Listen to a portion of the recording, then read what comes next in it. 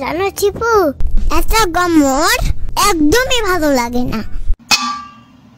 আরে ওইটা গমর না, গরম হবে।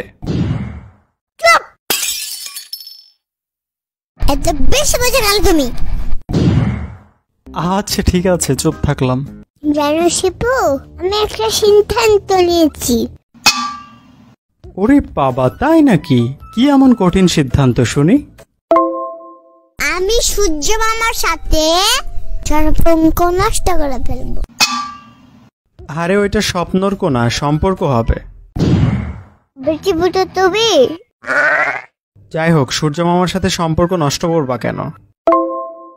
সূর্য মামা বউয়ের সাথে মনে হয় প্রতিদিন ঝগড়া করে। কেন বলো তো? বউয়ের সাথে ঝগড়া করে, তার মাথা গরম হয়ে থাকে, যত রাগ সব আমাদের উপরে ঢেলে দেয়।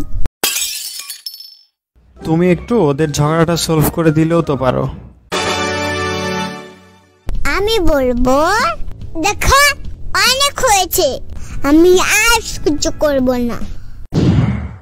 তোমার ঝগড়া না থামালে প্রচুর মারবো, এমন মার দিব 3 দিন হাগু করতে পারবে না। কিন্তু সূর্য মামারও যে হাগু করে, এইটা আমি ফার্স্ট জানলাম। তুমি মূর্খ মানুষ, তুমি কি বুঝবা? তুমি করতে পারলে সূর্য মামা কেন পারবে না?